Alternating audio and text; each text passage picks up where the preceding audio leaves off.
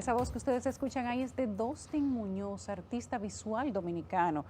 Premio Anual de Ensayo Pedro Enrique Sureña 2019, quien acaba, bueno, pues de terminar su exposición Terra Luz. Dostin me ha traído material didáctico para que me deleite con la exposición que acaba de tener Dostin en el museo. Dostin, te doy la bienvenida, buenas noches, qué bueno que pudimos concertar esta visita. Yo soy amante del arte también. Para quien no conoce a Dostin, él es quien pintó, quien plasmó su arte en el obelisco del Malecón. Esa figura es la que nosotros tenemos esta noche en 55 minutos, porque hoy el día ha sido como controversial. Hay que ponerle un chin de arte. Gracias, Yulisa. Cuéntame cómo estás, cuéntame de Terra Luz, de la contemplación estética de lo feo. Miren el libro de Dostin. Sí. Mírenle el título sobre todo, mírenle, yo quiero que él me diga, Dostin, la contemplación estética de lo feo, Dostin. Sí. Bueno, es que lo feo es una categoría estética. Lo feo es una categoría estética. Lo feo. Sí. Y Ok. entonces en el arte uno se da cuenta. O sea que si Chichi, por ejemplo, Chichi sal de la cámara, si Chichi, por ejemplo, usted tuviera que decir que Chichi es feo, no digo que lo sea, Sí, ojo, no. ojo, estamos haciendo un ejemplo. Sí. Eso sería una categoría estética. Chichi, ¿tú estás dentro de una categoría estética? Está dentro de una categoría estética. Sí, porque hay una experiencia previa y luego se emite el juicio.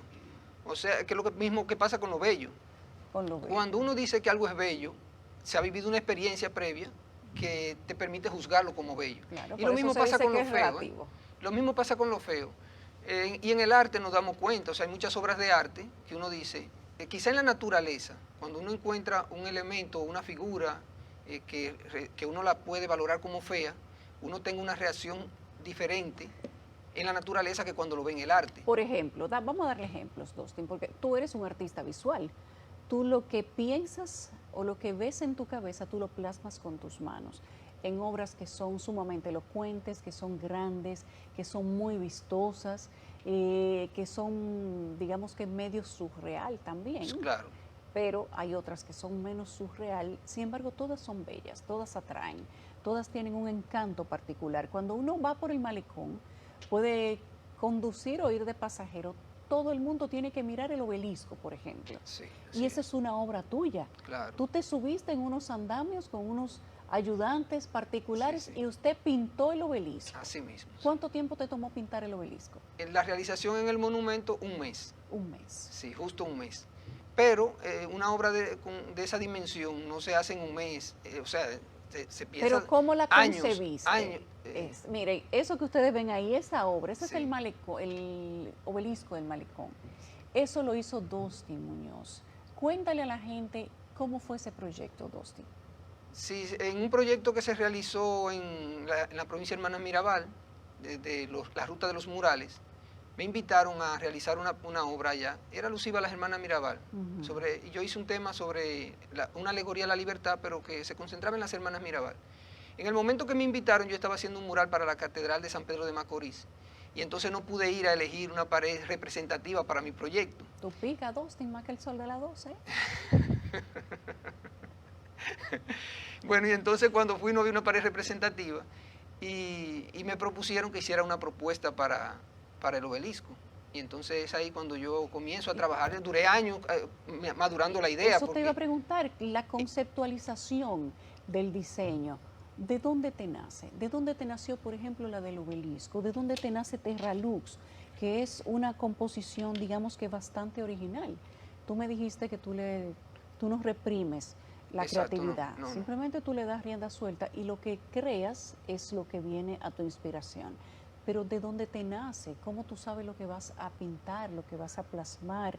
Si quieres hacer una pintura surreal como Terra Luz o si quieres hacer, digamos que algo más típico y autóctono como lo del obelisco.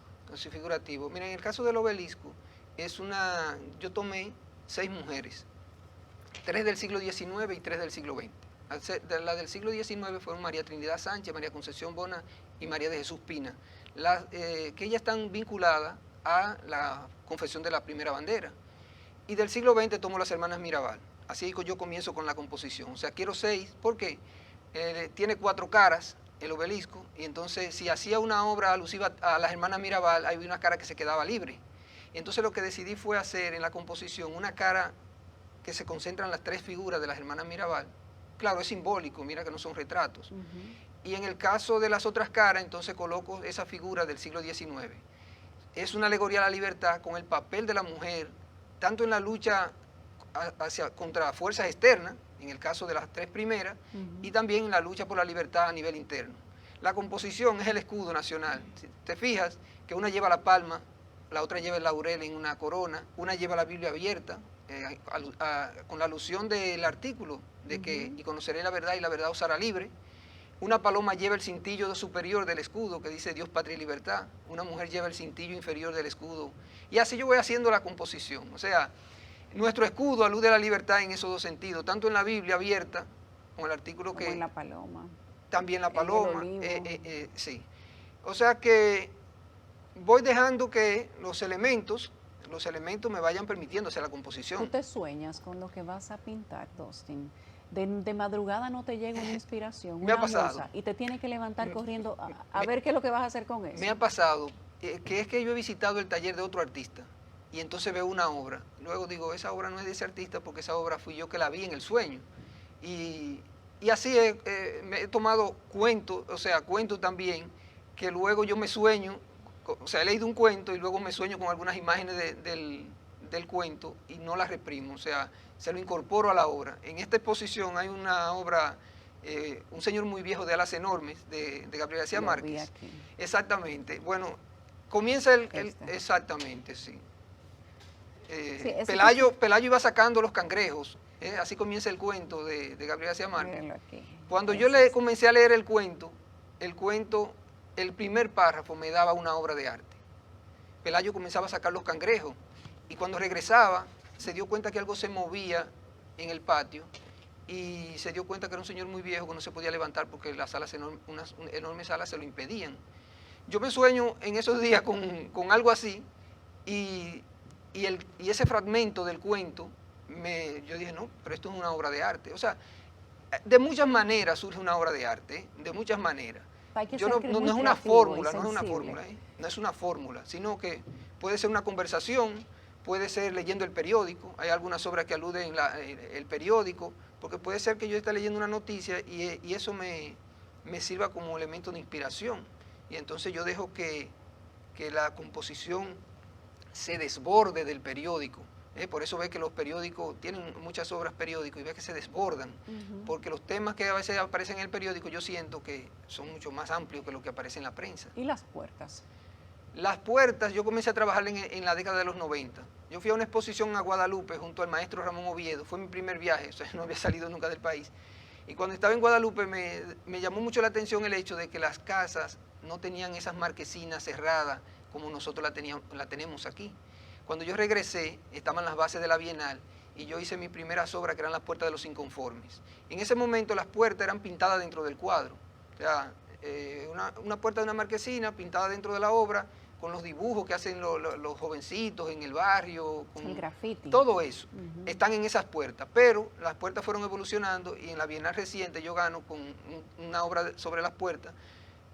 Pero las puertas son mi bastidor en este caso. Las tres obras son tres puertas que yo llevo, que tienen su hierro, su riel donde corre, son candado. Son puertas que en este caso funcionan como mi bastidor. Entonces traté tres temas. Muchas personas pensaban que yo lo había hecho después de la pandemia, porque hay una que alude a una, y algunos dicen que fue una premonición, sí, porque todas las figuras... Por ejemplo, esta. Todas las figuras tienen máscara. Fue realizado en el 2018. Todas las figuras tienen máscaras. O sea, hay uno de salud. ¿Esto no fue durante la pandemia? No, fue 2 años antes de la pandemia. Miren, todas las figuras que ha pintado Dustin últimamente, ¿cuánto tiempo tiene esto? Esas fueron en el 2018, no las tres. De enero a junio del 2018. Todas tienen máscaras. Todas las figuras. Y la que está en la obra que ganó, que es un retrato alegórico de la injusticia. Las figuras que están pequeñitas en el cuadro tienen mascarilla de esa quirúrgica. Ajá.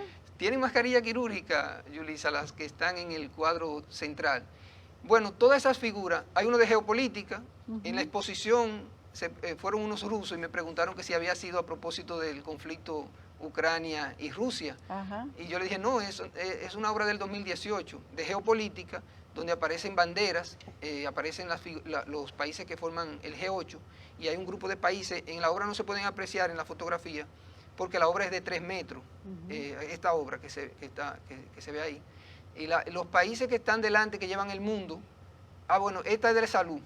Mira, Yulisa, que esa le están pasando un suero y oxígeno al mundo. Y esas figuras tienen todas máscaras, la de esa obra. O sea, es una obra sobre la salud que fue realizada, que alude a una pandemia además, porque ellos llevan el mundo con suero ¿Y qué fue eso? ¿Una premonición?